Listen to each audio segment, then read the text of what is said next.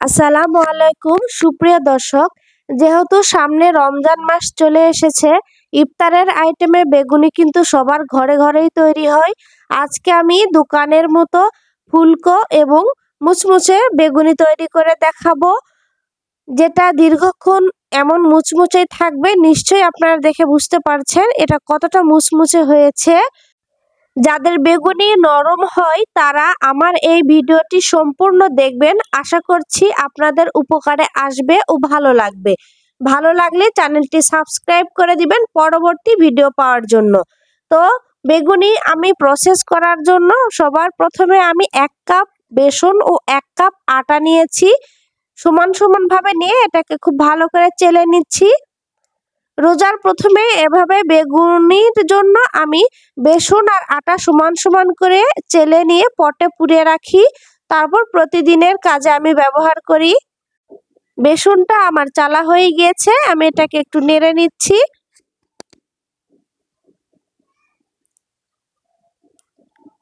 খুব ভালোভাবে মিক্সড করা হয়ে গেলে আমি এখান থেকে 1 কাপের মতো বেসন নিয়ে নিব।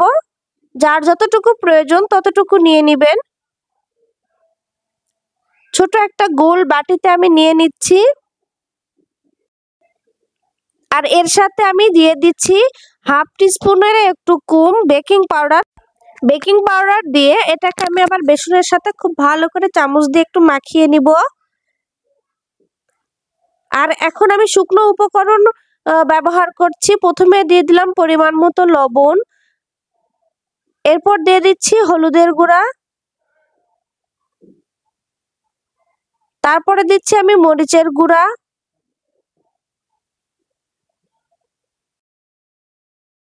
ভাজা জিরা গুঁড়া দিয়ে দিলাম, আর দিয়ে দিলাম ধনিয়া গুঁড়া, রসুন বাটা দিলাম হাফ চামচের মতো, আর আদা বাটা দিয়ে দিলাম 1 চিমটি। সবগুলো উপকরণ আমি এখন বেসনের সাথে ভালো করে মাখিয়ে নিব। খেয়াল রাখবেন বেগুনিতে ঝাল লবণের পরিমাণ যেন ঠিক থাকে। ঝাল ও লবণ কম হলে কিন্তু খেতে ভালো লাগবে না। বেগুনিতে একটু ঝাল ঝাল হলেই ভালো লাগে। বরং একটুখানি পানি দিয়ে আমি এটাকে মিশিয়ে নিব। পানি ধাপে ধাপে আমরা একটু একটু করে মেশাবো, একবারে বেশি পানি দেওয়া যাবে না। আপনারা আমার এই রেসিপি যদি সম্পূর্ণভাবে ফলো করেন, দেখবেন বেগুনি খাবার পর মনে হবে বাহিরের বেগুনির চাইতে ঘরের বেগুনি এত স্বাদ হতে পারে, সেটা আপনারা বুঝতেই পারবেন। তখন আর বাহিরের বেগুনি খেতে ভালো লাগবে না। মুচমুচে বেগুনি করার জন্য বেসনটা অবশ্যই ছোলার ডালের হতে হবে। তাছাড়া অন্যান্য বেসনে বেগুনি ফুলে বাট মুচমুচে কম হয় এবং দীর্ঘক্ষণ মুচমুচে থাকে না। তো ব্যাটারটা কিরকম হবে দেখুন, একটু পাতলা রাখতে হবে আর এটাকে 10 মিনিট রেস্টে রাখতে হবে। আর এখানে আমি বেগুন কেটে নিয়েছি খুব পাতলা করে, খুব সুন্দর করে গোল করে কেটে নিয়েছি। আপনারা চাইলে আপনাদের মতো লম্বা করে কেটে নিতে পারেন। আর 10 মিনিট পরে ব্যাটারটা একটু হালকা ঘন এসেছে। কেমন হয়েছে দেখুন, ঠিক এরকম হতে হবে। এর চেয়ে পাতলা বা এর চেয়ে ঘন হলে বেগুনিটা কিন্তু অল্পক্ষণ পরেই নরম হয়ে যাবে।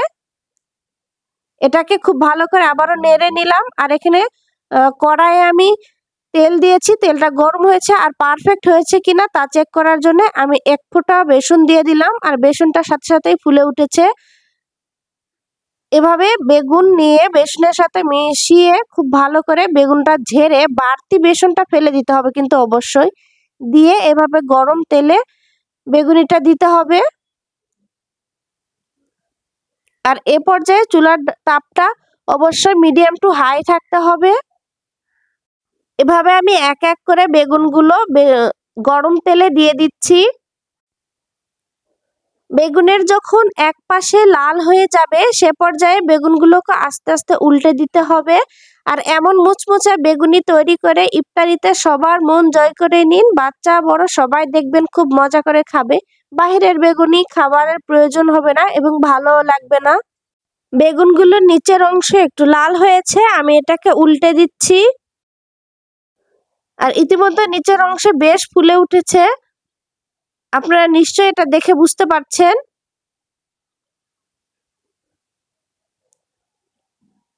আর দুই পাশে উল্টিয়ে দিয়ে খুব ভালো করে জাল করে নিব। আর ঠিক এরকম কালার যখন হয়ে আসবে তখন একটু আবারও নেড়ে দিব।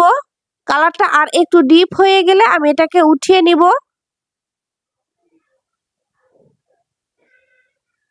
আর এটাকে তেল ঝরিয়ে একটা প্লেটে টিস্যু দিয়ে টিস্যুর উপরে রাখতে হবে বাড়তি তেল চুষে নেওয়ার জন্য। আমি আবারও সেই গরম তেলে বাকি বেগুনগুলো দিয়ে দিচ্ছি। আর এটা খুব সুন্দরভাবে ফুলে উঠতেছে, আপনারা নিশ্চয়ই দেখে বুঝতে পারছেন। তো আশা করছি আমার এই রেসিপি আপনাদের ভালো লাগবে এবং উপকারে আসবে। তো ভালো লাগলে আমার ভিডিওটিতে অবশ্যই লাইক কমেন্ট শেয়ার করে দিয়ে আমার চ্যানেলটি সাবস্ক্রাইব করতে ভুলবেন না। এভাবে আমি বেগুনগুলো দিয়ে দিচ্ছি। সবগুলো বেগুন দেখুন খুব সুন্দরভাবে ফুলে উঠেছে, একদম লুচি যেভাবে ফুলে উঠে ঠিক সেভাবে ফুলে উঠেছে। আর এক পাশে এটা লালচে হওয়ার পরে এটাকে আমি উল্টে দিব। দেখুন এটা কতটা ফুলে উঠেছে। আমার ভিডিওটি যদি আপনারা সম্পূর্ণভাবে ফলো করেন তাহলে আপনারা এমন সুন্দর মুচমুচে বেগুনি তৈরি করতে পারবেন। বেগুনিতে কিন্তু বেকিং পাউডারই ব্যবহার করতে হয়, বেকিং সোডা নয়। আর আমি বেগুনির সাথে আটা মিক্স করি, এটা খেতে খুবই ভালো লাগে। আপনারা অবশ্যই একবার বাসায় ট্রাই করবেন, আশা করছি আপনাদের খুব ভালো লাগবে। এই যে দেখুন আমার বেগুনিটার কালার কতটা সুন্দর হয়েছে। এটা দীর্ঘক্ষণ মুচমুচে থাকবে আর খেতেও অসাধারণ। এটার স্বাদ অসম্ভব মজার, আপনারা অবশ্যই একবার বাসায় ট্রাই করবেন। আর কেমন হয়েছে আমাকে অবশ্যই একটু জানাবেন। আর এমন কি ভিডিও আপনারা দেখতে চান সেটাও আপনারা আমাকে জানাবেন, আমি আপনাদের জন্য তৈরি করে দেওয়ার চেষ্টা করব। তো আজকের মতো বিদায় নিচ্ছি, সবার সুস্বাস্থ্য কামনা করে। আল্লাহ হাফেজ।